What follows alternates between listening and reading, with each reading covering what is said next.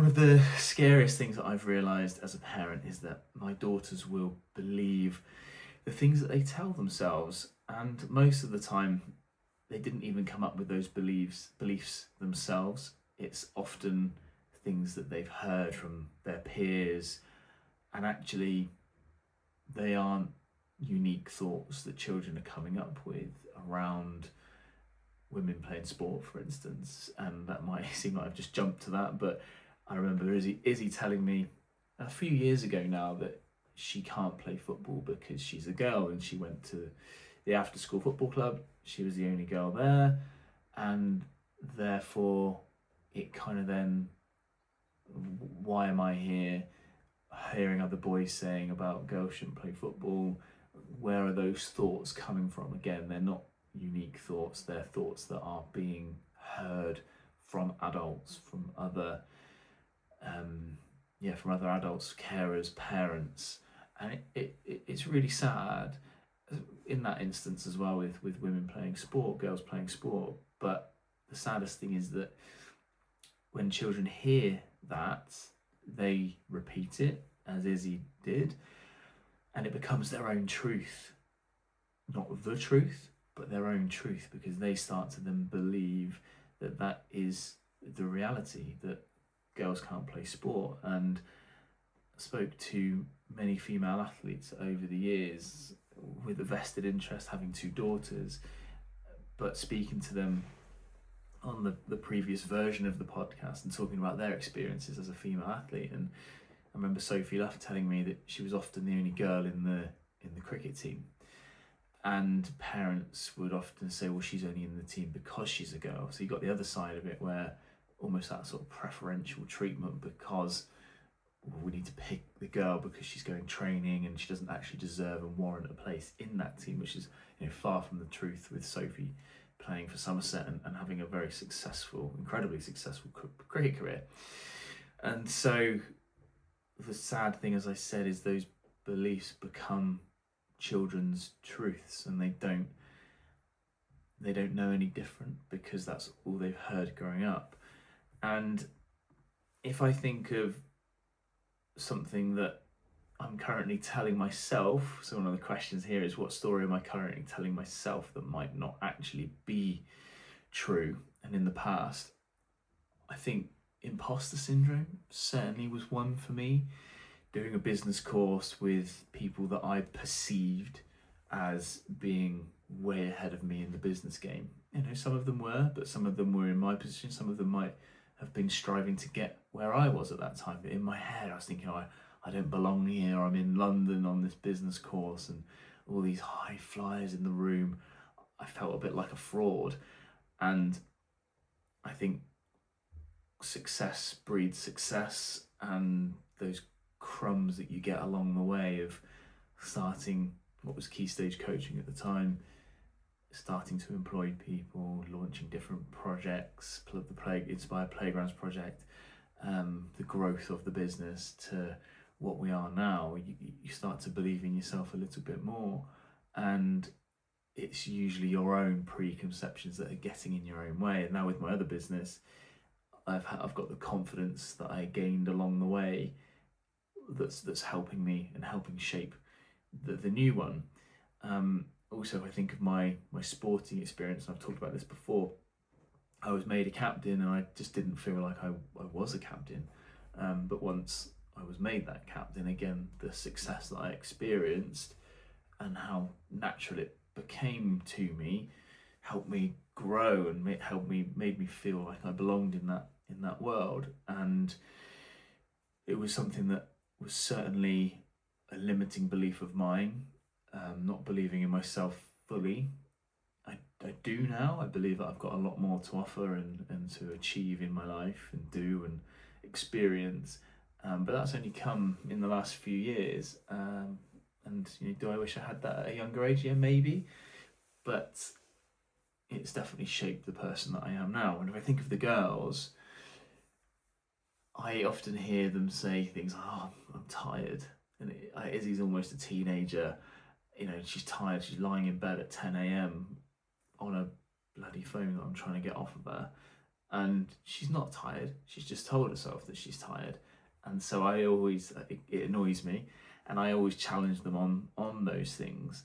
I'm not feeling very well. I don't want to go to school. I'm tired. And don't get me wrong, illnesses happen and tiredness happens, absolutely. But it is those limiting beliefs. If I hear my staff say, "Oh, I'm really tired," it's like, okay, maybe, but you're tired and you can't help the way you feel, right? If you feel tired, fine. But actually, I would challenge them on that. So, fast forward 5, 10 years for some of them, when you have got kids and you're functioning on 3 hours sleep, well, that's a different level of tired. And so, it is a limiting belief. And I do believe that with anything, I suppose, our learning, so like the girls at school telling themselves that they can't achieve something or get a good grade in something, well, yes, we all have our individual differences in terms of what we're strong at, but if we're putting a ceiling on it, then we're only ever going to reach that ceiling. If there is no ceiling and we think, well, actually, I can achieve anything in maths, you can only achieve what you can, but actually that ceiling will probably be a lot higher. And I listened to a podcast the other day and really made me reflect, and it was a Chris Williamson episode, and it came up about an experiment I'd not heard of around rats. That rats were placed in water. On average, they lasted around 15 minutes before giving up, and then the researchers pulled them out of the water, let them recover, and then put them back in multiple times, and then they left them. The findings were staggering. So the rats went from 15 minutes to then swimming for 60 hours. So that is mad that they, with that belief changing, that there's a light at the end of the tunnel, there's more that we can achieve. They swam for that length of time. Nothing changed physically, just that they believed that they could be saved. And if we have that sort of mindset and outlook on life and aren't limited by our beliefs, then certainly one of my jobs as a parent is to challenge the girls' beliefs. Like I said, tiredness, I'm too poorly to go to school, like they've got great sickness records because I push them. I'm struggling in this class. Okay, great, but have you worked as hard as you could? Izzy had a maths test yesterday, and my question is always, how are you prepared? Have you worked as hard as you could to do as well as you could? And it's often no, and therefore it's, well, okay, her belief is that, oh, I've tried my best, but actually have you performed at the level that you could have? There's always another level to go to, and I think we're very good at doing that as human beings with physical training at the gym, how fast we can run a 5k, 10k, or for some people even being able to run that distance.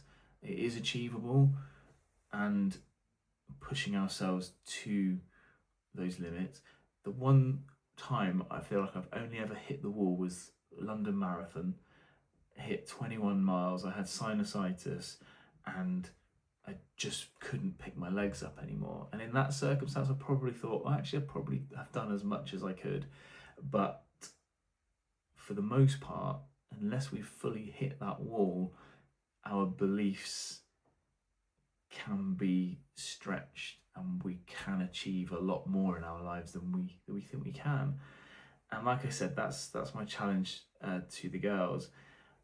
And it's a delicate one as a parent, because we want to challenge our children, but equally we want them to grow in confidence. So if we're constantly framing it as, well, you could have worked harder, you didn't do well enough there, and we're framing it in a negative way, that is going to put our children down and almost have the opposite effect, where it's like, oh, nothing I do is ever good enough. But if we celebrate effort, and we celebrate the controllable things, not the outcome, not the winning a race, because we might be the fastest child in the year group, and you win a race and you praise that. But what happens then when that child goes to secondary school and there's faster kids there? If all we've done is praise the outcome, then if they don't get that outcome, it's going to have a hugely detrimental impact. So we're praising the effort, because if we work hard, if we try all we can and we try and find different solutions to problems rather than trying to find problems that things won't happen, if we're open-minded and have a growth mindset, if we praise and cherish those things, we're developing and parenting resilient children who are robust enough to come through whatever adversity they might experience. It helps them with their identity, that they are confident, and actually, well, if we've experienced a setback, then that's okay. I know what that feels like, and I worked harder, or I came up with a different solution, and the next time it worked. That gives children and young people huge belief in what they're doing, and that belief then sticks. And that's why I love exercise, health and fitness so much, because if we can push our bodies and our minds to not necessarily the limit all the time, because it's not realistic for everybody. Not everyone has huge amounts of time every week to exercise, but everybody has time to exercise a certain amount every day. But if we push our bodies and we go through that pain barrier, it not only helps us to become fitter and healthy individuals, but actually it helps that mindset. So one thing that I've definitely not cracked yet with the girls around exercise, they don't know how to push themselves. They don't know what tough feels like in the realms of my heart beating at 200 beats per minute. Oh, I don't know what that is, so I'm not going to push through that. But those kids that do, and it's certainly something I need to really push the girls on, because again, it will help them with their own limiting beliefs with fitness, but it will benefit them all around. And the wording used at home can really shape that. And something that I always challenge them on is those phrases: I can't, I'm tired, that's not for me, I don't want to. Those are the phrases that I'm trying to kick out of their mindset. And I think the biggest thing for me at the moment is I try and lead by example and being that role model of never using that language myself in business, in fitness and health, whatever it is. Even going on holidays that perhaps seemed too outlandish a number of years ago. Everything's possible, and I certainly believe it myself, and I want that to transmit into the girls, that they believe they can do anything. My biggest challenge, which I will update on, is the girls' fitness journey, because it's something I need to start pushing them on, because as I said, they have limiting beliefs there. I used to. When I did the Bath half marathon in 2009, I think it was, I did it in an okay time. I think it was like 141 or something. So okay. And my knee was not in great shape afterwards, but I was like, I'm never doing that again. I thought it was because my body wasn't geared up for that. Fast forward 12 years, I beat my PB two years ago. Last year in London Landmarks, and I know I could go faster again if I trained specifically for it. So that was another limiting belief of mine, and something I need to get out of the girls is, them pushing themselves as much as they can, reducing those limiting beliefs, because the stories that they hear from me, from people in their lives, but also themselves, they will start to believe, and it will become their truth. So my job is to challenge them on that. Thanks for listening, and I'll see you next time.